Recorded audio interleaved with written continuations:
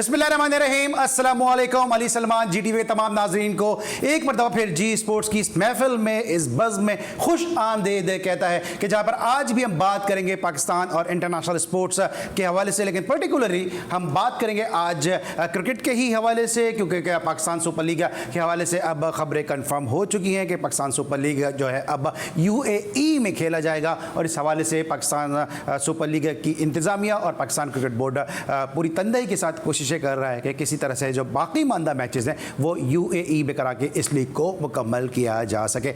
इस लीग के हवाले से बात करेंगे, साथ साथ बात करेंगे हम दीगर क्रिकेट से जुड़ी खबरों के हवाले से। पाकिस्तान क्रिकेट बोर्ड में पहली मरतबा किसी खातून का तकर्रुर हुआ HR के शोबे में, उस हवाले से भी बात करेंगे और साथ साथ और भी दीगर जो मौज़ूआत हैं उनको भी डिस्कस करने की कोशिश करेंगे। लेकिन सबसे पहले जो प्राइम का फॉर्मेट है कि आज की टॉप स्टोरीज। PCB UAE हुकूमत से PSL के बकिया मैचेस पर ग्रीन सिग्नल मिलने के लिए पुरुमीद। आज या कल PCB को UAE हुकूमत खुशखबरी सुनाएगी। ज़राए PCB। पाकिस्तान क्रिकेट बोर्ड ने पहली खातून डायरेक्टर ह्यूमन रिसोर्स का तकर्रुर कर दिया। सेरीना आगा 20 मई से PCB हेडक्वार्टर्स में अपनी जिम्मेदारियां संभाल लेंगी। पाकिस्तान ने 5 टेस्ट की सीरीज कब खेली, किसी को याद नहीं। T20 के लिए टेस्ट मैच की कुर्बानी देना ठीक नहीं। साबिक कप्तान इंज़मामुल हक। T20 से आपको पैसे ज्यादा अर्न होते हैं तो आप जरूर T20 को करें, लेकिन इसके लिए आप टेस्ट मैचेस को खत्म ना करें। PSL के बकिया मैचेस का इनेकार बहुत जरूरी है। PSL में फॉर्म वापस लाकर कौमी टीम में कमबैक करना है। Wahab Riaz. Eskenazi plays a misses. Has he edged? He has, and that is it. Abbas has got his hat trick. County cricket में मोहम्मद अब्बास की उम्दा कारकर्दगी का सिलसिला जारी। FA कप फाइनल में लेस्टर सिटी ने चेल्सी को 1 गोल से हराकर पहली मर्तबा टाइटल अपने नाम कर लिया। फाते खिलाड़ियों के जश्न में फलस्तीनियों से इजहार यकजहती का रंग भी नुमाया दिखाई दिया।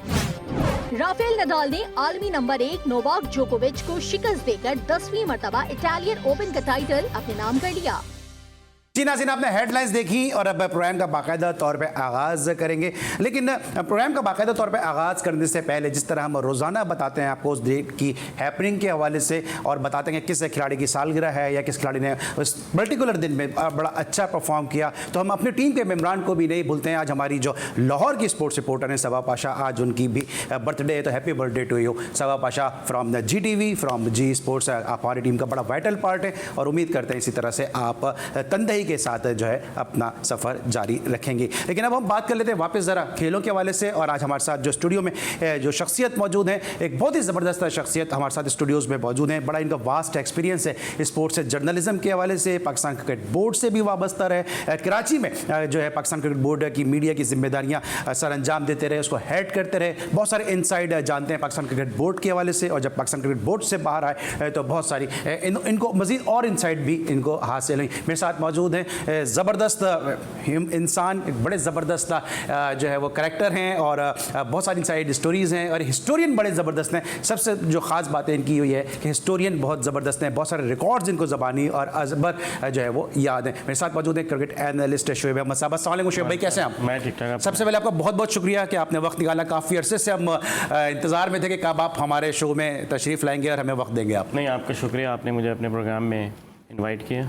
आपका प्रोग्राम मैं देखता रहता हूँ, बहुत अच्छा, और क्रिकेट पे काफ़ी और दीगर स्पोर्ट्स पे भी आप लोग काफ़ी अच्छी कवरेज दे रहे हैं। शो भाई, आप काफ़ी सारी इनसाइट भी जानते हैं, आप पाकिस्तान क्रिकेट बोर्ड से भी वाबस्ता रहे। जो पाकिस्तान क्रिकेट बोर्ड के ऐवानों में जो कुछ मोहल्लाती साजिशें होती हैं, जो कुछ वहाँ पे चल रहा होता है, वो सब आपने देखा, उसको ऑब्जर्व किया है। ये बताइए कि इस वक्त जो पाकिस्तान क्रिकेट बोर्ड है ये इस वक्त किस समत में जा रहा है, क्योंकि लोग इससे खुश नहीं हैं। मैं आपके आर्टिकल्स भी पढ़ता हूँ, आप भी इससे खुश नहीं हैं, क्योंकि आपने एक बड़ा सुनहरी दौर देखा है पाकिस्तान क्रिकेट बोर्ड के हवाले से।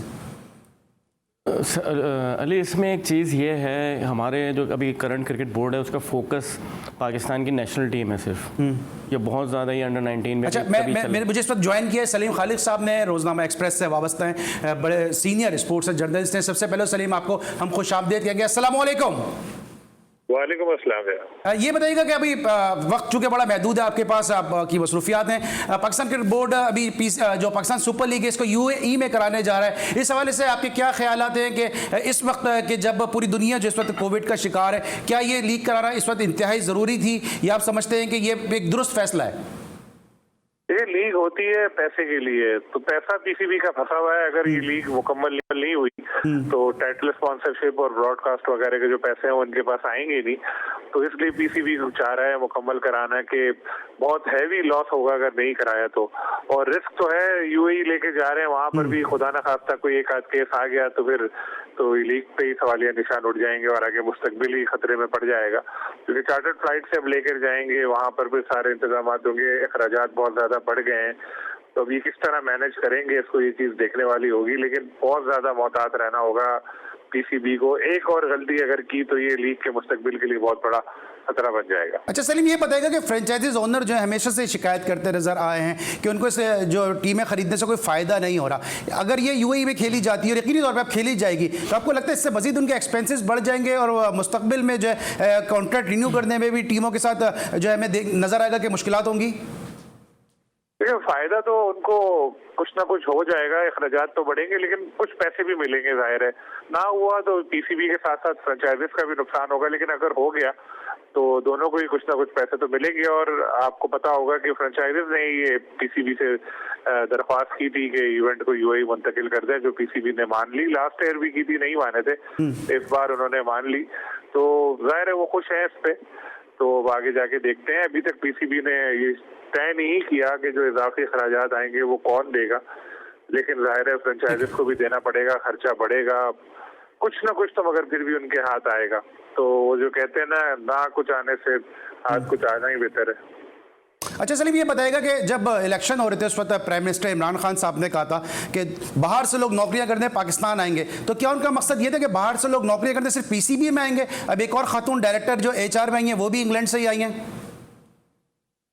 मैंने वो प्रेस रिलीज थोड़ी बहुत देखी, उसमें लिखा था इंग्लैंड से उन्होंने तालीम हासिल की है। ये नहीं लिखा था कि वो बरतानवी। लेकिन क्या ये जरूरी है सलीम के पीसीबी में जो भी अपॉइंट हो उस पर इंग्लैंड का कहीं ना कहीं जो है सीवी के ऊपर ठप्पा लगना जरूरी है?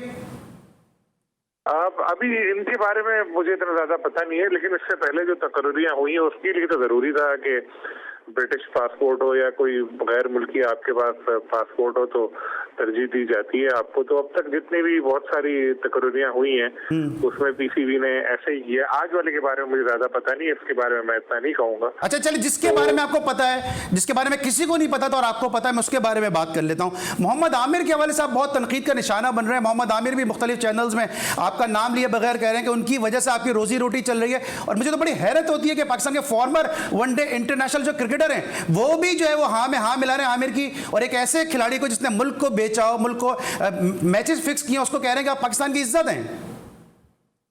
नहीं, मैं इतना बड़ा आदमी नहीं हूँ कि मोहम्मद आमिर मेरा नाम ले। नहीं, उन्होंने कहा है ऑन एयर, उन्होंने ये बात कही है मुख्तलिफ चैनल्स में कि लोग मेरा नाम लेके रोजी रोटी कमा रहे हैं तो उनका रोजी रोटी चलने दें। उन लोगों में मैं थोड़ी आऊंगा भाई, मैं तो एक आम सा सहाफी हूँ, मुझे तो शायद आमिर जानते भी ना हो। और भी बहुत सारे लोग हैं उनके ऊपर तनकीद करने वाले, जो क्रिकेटर्स भी हैं, दूसरे लोग भी हैं, वो उनका जिक्र कर रहे होंगे। लेकिन रोजी रोटी तो देने वाली जात अल्लाह ताला की है। तो लेकिन सबसे पहले आपने खबर ब्रेक की थी ना कि वो अक्सर जो है उसके जो जेल की सजा काट चुके हैं उनकी बात में कितनी अहमियत होगी। उस वक्त जब मैंने पहले ये बात की थी मोहम्मद आमिर के हवाले से कि वो बरतानिया की नेशनलिटी लेना चाहते हैं, तो लोगों ने बड़ा तनकीद का निशाना बनाया था। लेकिन ये सवाल मैंने सलीम आपसे इसलिए पूछा है क्योंकि सबसे पहले आपने ये बात स्टोरी ब्रेक की थी कि आमिर जो है वो इंग्लैंड की नेशनलिटी ले रहे हैं और वो आईपीएल खेलने के लिए जो है वो उनके लिए आईपीएल खेलना आसान हो जाएगा। उस चीज़ को लेकर आमिर और उनके जो जितना भी उनका जो उनके सपोर्टर हैं वो काफ़ी तनकीद कर रहे हैं। तो हुआ ना वही, मैंने ये बात की थी कोई 2-3 साल पहले, आज हुआ ना वही। अब खुद आमिर ने मान लिया कि उन्होंने बरतानविया में उनको रिहाइश का एक इजाजतनामा होता है, पहले वो मिल गया है, जो एहसान वानी साहब के पास भी है, शायद चेयरमैन किसी भी जो है। इसको नेशनलिटी नहीं कहते, लेकिन आपको जब आना जाना हो आप आराम से जा सकते हैं, मुस्तकिल रिहाइशनामा एक होता है। बाद में अगला जो मरला होता है वो शहरियत का ही होता है, वो भी मिल जाएगी। और ठीक है, रहे वहाँ पर। और मैं तो अभी भी यही कहता हूँ कि मोहम्मद आमिर ने एक बहाना चाहिए था उनको पाकिस्तान क्रिकेट से पीछे छुड़ाने का, क्योंकि लीग स्केल के ज्यादा पैसा कमा सकते हैं वो। और एक क्या कहते हैं कि उनको मौका दिया, दूसरा चांस दिया, लेकिन उन्होंने फिर लेट डाउन। अच्छा सलीम, ये बताएगा मेरे साथ शोएब भाई भी मौजूद हैं, कोनामश साफ़ी हैं ये भी, और आपका भी एक जो मुकाम है वो किसी से ढका छुपा नहीं। ये बताएं जो पाकिस्तान क्रिकेट बोर्ड है उन प्लेयर्स को लेकर आ रहा है जो माजी में टेंटेड रहे, ये क्या पॉलिसी है? क्योंकि वो प्लेयर जो परफॉर्म करते हैं डोमेस्टिक में खून पसीना अपना एक करते हैं, उनको छोड़ के माजी के टेंटेड प्लेयर को एक मौका और दिया जा रहा है, गाहे बगाहे मौके दिए जा रहे हैं। शोएब साहब आपके साथ मौजूद है। अस्सलाम वालेकुम। बड़े अच्छे साथी हैं ये, बड़ा अच्छा लिखते हैं ये, और टेंटेड प्लेयर्स को मौका देना अभी से शुरू नहीं हुआ था, वो पिछले बोर्ड से शुरू हो चुका था ये। तो जाहिर है इसमें बोर्ड की होगी कोई पॉलिसी, लेकिन एक एक करके वो सारे लोग जो थे वो आ गए हैं, कुछ सामने हैं, कुछ पर्दे के पीछे छुपे हुए हैं और मामला चला रहे हैं। तो कुछ लोग ऐसे थे जो पकड़े गए, जैसे सलीम मलिक जैसे, वो तो अभी भी बेचारे बाहर ही है। बेचारे मैं इसलिए कहूँगा, मैंने बड़ा तनकीद की थी, लेकिन बाद में जब मैंने देखा कि जितने सारे दूसरे फिक्सर्स थे उनको तो सब लोग भाई भाई कह के अभी भी सलूट मार रहे होते हैं, तो मैंने कहा वो बेचारा तो पकड़ा गया था तो वो विलन बन गया। तो इस लिहाज से मैं कहूँगा तो आपकी बात ठीक है, वाकई ऐसा हो रहा है, लेकिन कोई क्या कर सकता है इसका। लेकिन आजकल आप जो इंटरव्यूज कर रहे हैं, जो आपका कलम ट्विटर पे लिख रहा होता है, जो आप कॉलम लिख रहे होते हैं, जो आप इंटरव्यूज कर रहे होते हैं, वो आजकल वो भी बहुत ज्यादा पकड़े जा रहे हैं। आपने एक इंटरव्यू किया वहाब रियाज का और बड़ा जबरदस्त वो इंटरव्यू था, उसमें वहाब रियाज ने सही कहा, मेरी दानिश में बिल्कुल सही कहा कि IPL is bigger than PSL, लेकिन इसमें भी जो है लोगों ने तनकीद का पहलू तलाश कर लिया। नहीं, वो मैंने नहीं किया था इंटरव्यू, मेरे कोलीग हैं लाहौर में मोहम्मद यूसुफ अंजुम, उन्होंने किया था। तो देखिए बात यह है कि आप बैठे इस टीवी पे, आप एक शो कर रहे हैं, कल को आपसे कोई पूछे, आप बोले नहीं जियो पे या हुसैनी का शो सबसे अच्छा है, तो ये गलत बात नहीं होगी क्या? कहने को बात ठीक होगी कि हाँ भाई वाकई उसका शो ज्यादा देखा जाता है, लेकिन फिर भी आप अपने आप को डिग्रेड थोड़ी करेंगे। तो PSL भी कोई हल्की लीग नहीं है, वो अपना एक मकाम बना चुकी है, और तो इस तरह कहना कोई जरूरी थोड़ी है। आप डेल स्टेन का मैंने इंटरव्यू किया था, तो वो आप देख लीजिए, अभी भी ट्विटर हैंडल पे मैंने उसकी क्लिप लगा रखी, उन्होंने तारीफ की थी PSL की, लेकिन हमारे अपने जो प्लेयर्स हैं वो इस तरह की बातें कर रहे हैं। बहुत सी बातें हो सकता है जिस तनाजुर में वो कहना चाह रहे हो ठीक है वो कुछ और हो, लेकिन एक आम तासुर यही सामने आया कि इस तरह से उन्होंने कहा। और ये खाली वहाब की बात नहीं है, और भी क्रिकेटर ऐसा करते रहे हैं। कभी आपने इंडिया के किसी खिलाड़ी के मुंह से इस तरह की कोई बात सुनी है कि जी PSL में बॉलिंग का मेयार बहुत अच्छा है, PSL में ऐसा था, PSL में वैसा ही था? लेकिन हमारे जो लोग हैं वो ही इस तरह कर रहे होते हैं। लास्ट क्वेश्चन है सलीम आपसे मेरा कि अभी इंजमाम ने भी एक स्टेटमेंट दिया, उन्होंने कहा कि ठीक है आप T20 करवाएं, लीग करवाएं, सीरीज़ करवाएं, उससे आपको पैसा जनरेट होता है, लेकिन टेस्ट क्रिकेट जो है उसको पीछे ना करें। आप डोमेस्टिक भी कवर करते हैं, आप इस स्टेटमेंट से कितने मुत्तफिक हैं? क्योंकि उन्होंने ये भी कहा कि एक अरसे से जो है वो 5 टेस्ट मैचेस की सीरीज़ नहीं हुई है। इंजमाम साहब साबिक कप्तान है पाकिस्तान के, बहुत सारी क्रिकेट खेली है उन्होंने, उनको बहुत ज्यादा पता होगा, उन्होंने अपने हिसाब से कहा होगा। लेकिन मेरी राय के मुताबिक T20 वर्ल्ड कप होना है इसी साल, T20 का वर्ल्ड कप होना है, तो जितने ज्यादा T20 मैचेस पाकिस्तानी टीम खेलेगी उसके लिए फायदा होगा।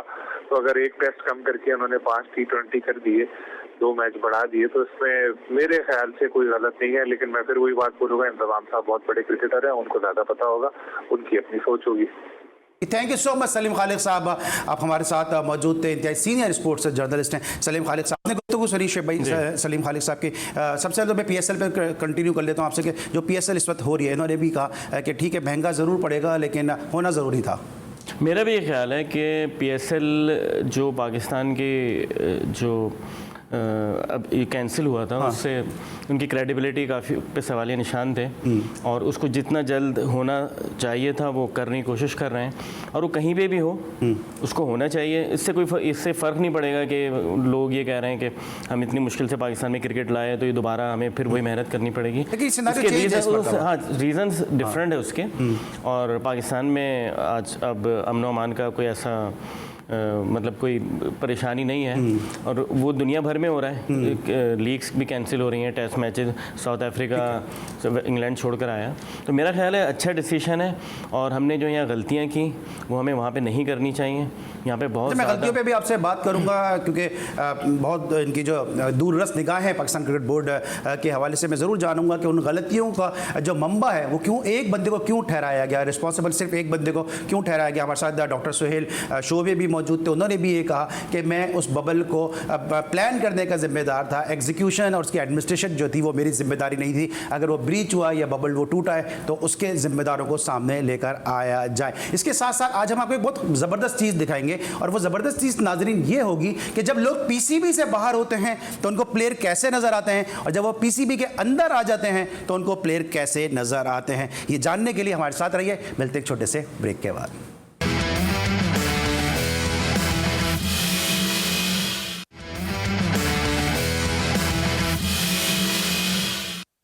Welcome back after the break. और हम बात कर रहे हैं पाकिस्तान क्रिकेट बोर्ड के हवाले से, पाकिस्तान सुपर लीग के हवाले से। ब्रेक पर जाने से पहले हमारे साथ सलीम खालिद साहब मौजूद थे स्टूडियोज़ में, शोएब अहमद साहब मौजूद हैं। शोएब भाई, अब पाकिस्तान सुपर लीग तो चले, सलीम भाई ने भी कह दिया, आपने भी कह दिया, क्रिकेट बोर्ड का एक अच्छा मुस्तहसन कदम है, लेकिन ये बताइए कि जो बायोसिक्योर बबल टूटा था उसका सारा जो मलबा था वो डॉक्टर सुहेल के ऊपर डाल दिया गया। आपकी जो दूररस निगाहें वो क्या कहती हैं कि क्या ये सही फैसला था? और फिर वो ये कहते हैं कि हमारे साथ रिपोर्ट भी शेयर नहीं की गई। यार देखें, अगर पाकिस्तान क्रिकेट बोर्ड अगर किसी प्लेयर का होता है, हाँ, उसको पब्लिक कर देते हैं, वेबसाइट पे डाल देते हैं, या किसी के साथ कोई उनको स्कोर सेटल करने हो तो वो सारी वेबसाइट पे आ जाती हैं। जो चीज़ बहुत इम्पॉर्टेंट थी, और यही चीज़ जो है ना, हमने जब हमारा 2009 में श्रीलंकन टूर पे अटैक हुआ उसमें भी हमने किसी को रिस्पॉन्सिबल नहीं ठहराया और तो लोगों ने आपको सीरियस नहीं लिया। इसमें भी यही है कि भाई सिर्फ डॉक्टर सुहेल सलीम का थोड़ी कसूर था, और डॉक्टर सुहेल सलीम को मैं जानता हूँ, वो इतनी मतलब ऐसी हार्ड पर्सनैलिटी नहीं है कि वो अगर कोई वसीम खान आ जाए या जाकिर खान आ जाए कि उनको रोक लेंगे वो उसमें एंटर होने से। इस मरतबा आपको लगता है कि इस मरतबा जो बायोसिक्योर बबल बनेगा जो गैर मुल्की कंपनी को दिया जा रहा है, क्योंकि स्टेक होल्डर तो यही हैं, फ्रेंचाइजीज ओनर यही हैं, गेस्ट अब पता नहीं अलाउ करेंगे नहीं करेंगे, लेकिन साथ साथ प्लेयर्स हैं। सबसे बड़े तो प्लेयर्स का मसला होता है कि वो कितना सिक्योर करते हैं सब बायो बबल को। तो क्या आपको लगता है कि इस मरतबा मेंटेन हो सकेगा? और अगर इस मरतबा भी मेंटेन नहीं हो सका, हमने IPL में भी देखा है कि मेंटेन नहीं हो सका, तो फिर इसके कॉन्सिक्वेंसेस क्या होंगे?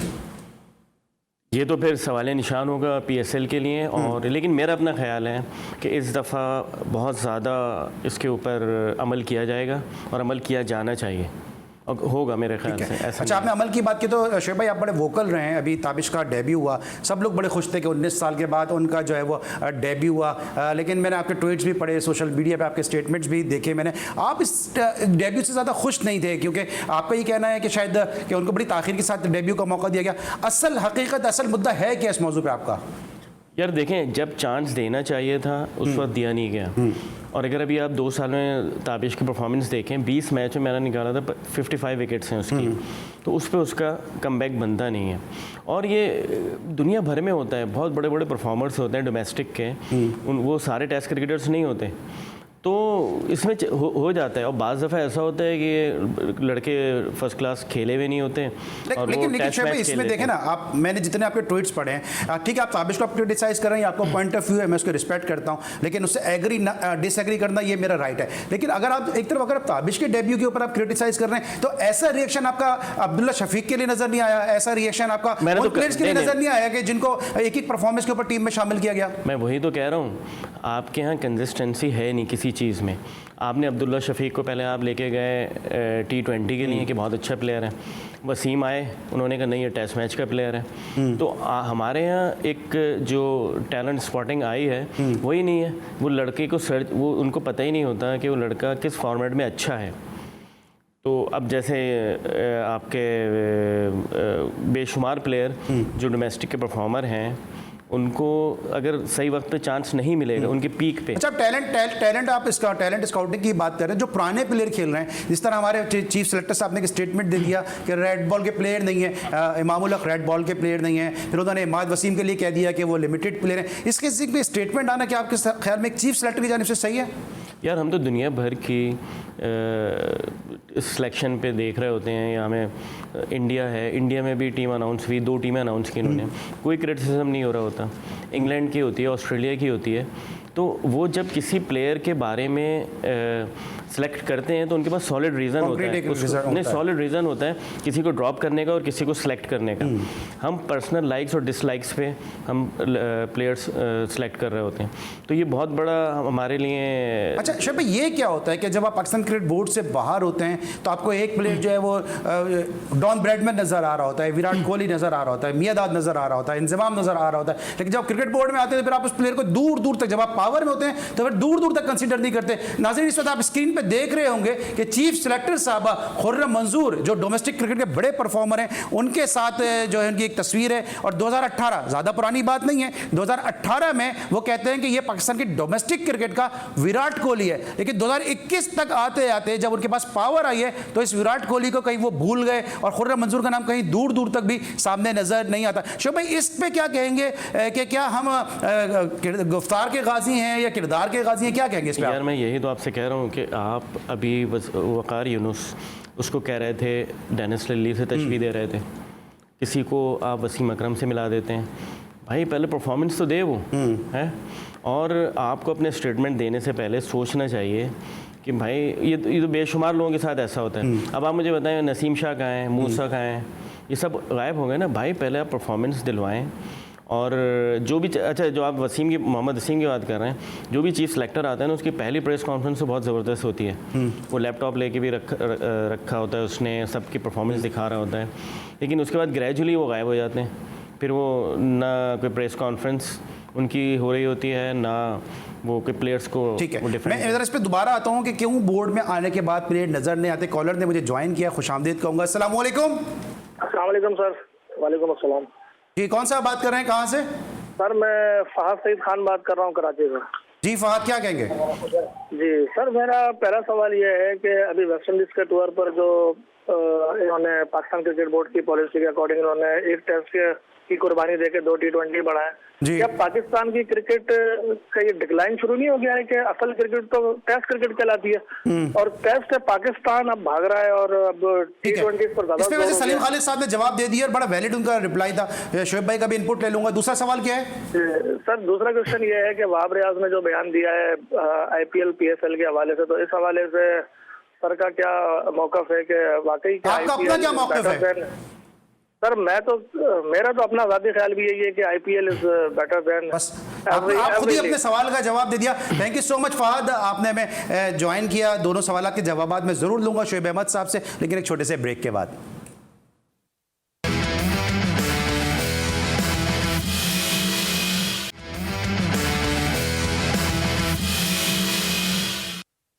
Welcome back after the break. और ब्रेक पर जाने से पहले फहद सईद खान साहब हमारे साथ टेलीफोन लाइन पर मौजूद थे। उन्होंने 2 सवाल किए, एक का जवाब तो उन्होंने खुद दे दिया, दूसरा मैं पूछ लेता हूँ। शोएब भाई, जो सवाल किया था उन्होंने कि जो है वो टेस्ट मैच की कुर्बानी दी गई T20 मैचेस बढ़ाने के लिए, इस पर क्या इनपुट है आपका? ये पहले पाकिस्तान तो वैसे ही बहुत कम टेस्ट मैचेस खेल रहा है, और आपको तो पहले से पता होगा कि भाई T20 वर्ल्ड कप हो रहा है, और दुनिया में कहाँ पे ऐसा होता है कि 2 महीने पहले आप किसी भी बड़े इवेंट की तैयारी कर रहे हो। ये तो आपको 1 या 2 साल पहले आपको इस सब की तैयारी करनी है। और टेस्ट मैच देखें, आपने कभी सुना है कि T20 का कोई अजीम प्लेयर है? भाई जब तक आप वनडे और टेस्ट मैच नहीं खेलेंगे, आप बड़े और ग्रेट प्लेयर्स नहीं बनेंगे।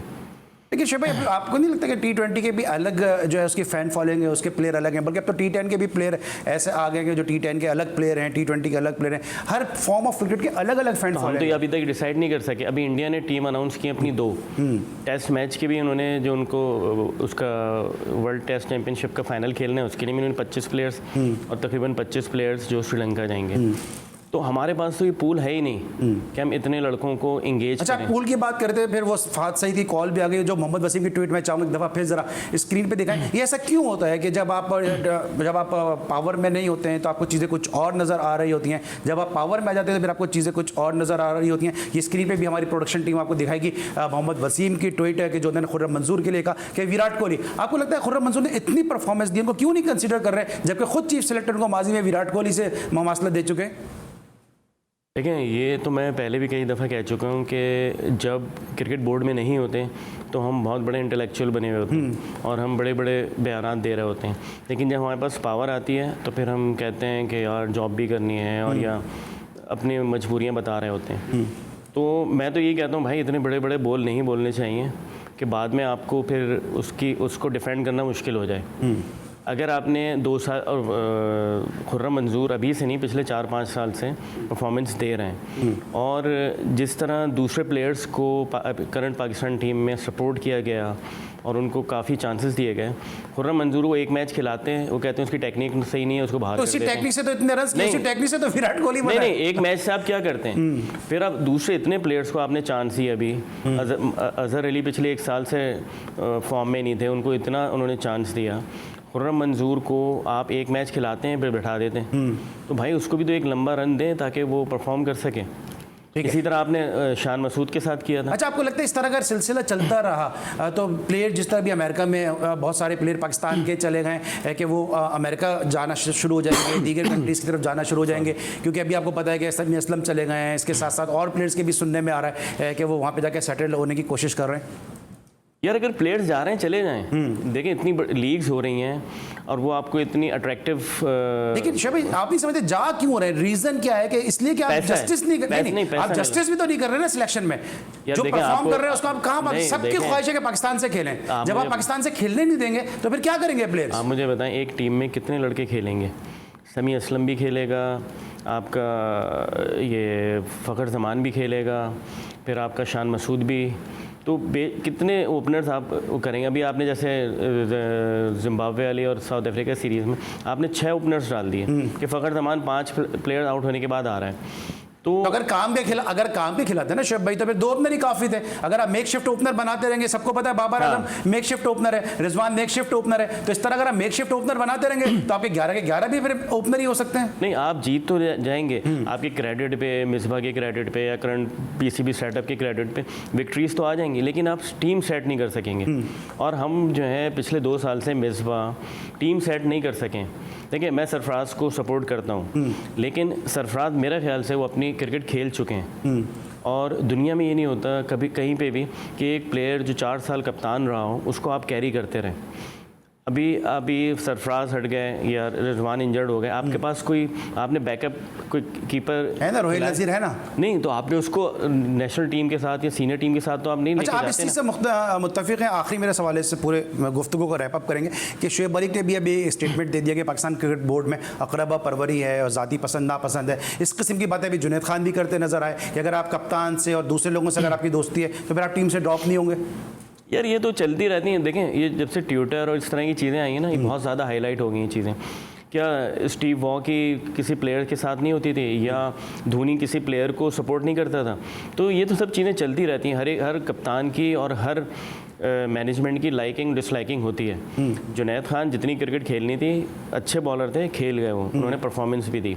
शुएब मलिक जितनी क्रिकेट खेलनी थी उन्होंने खेल ली। आपको नहीं लगता शुएब मलिक की T20 वर्ल्ड कप तक में जगह बन सकती है? यार ये तो हम अभी उसके बाद फिर आप कहेंगे आपके आगे भी है।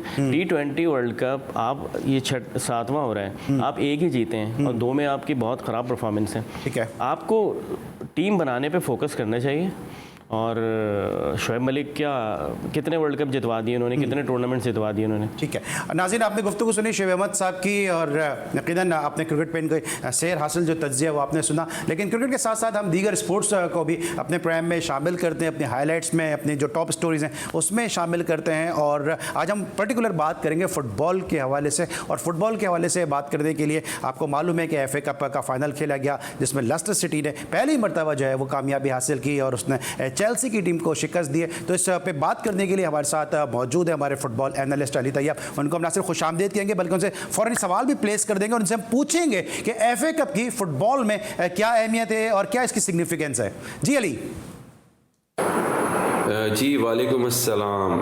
हाँ आप सही कह रहे हैं, काफ़ी तारीख़ी जो है ये एक क्लब कंपटीशन है। FA कप जो है इसको oldest club competition in the world भी कहा जाता है और इस खिताब की बहुत अहमियत है because it's one of the first competitions जो कि फ़ुटबॉल की तारीख़ में हुआ करता था सबसे पुराना भी है, ज़ाहिर है 150 साल से ज़्यादा दफ़ा ये हो चुका है, और जो इसको जीता जाता है उसको मतलब एक तरह के सिंबल है ये basically in the world of football, एक because Britain is the home of football, जिसे हम क्रिकेट के बारे में भी कहते हैं। तो मोस्टली खेल जो है वो बरतानिया से ओरिजिनेट हुए हैं, और ये बरतानिया का कौमी खेल भी आप जैसे इसमें देख सकते हैं कि हमेशा से जो है प्रिंस आता है, और इसमें अभी क्योंकि जो FA का जो पेट्रन इन चीफ होते हैं फुटबॉल एसोसिएशन के, वो रॉयल फैमिली से होते हैं। आज जो हैं वो आजकल जो है वो प्रिंस विलियम हैं, तो वो हमेशा आते हैं, एस्टन विला फ़ैन है वो।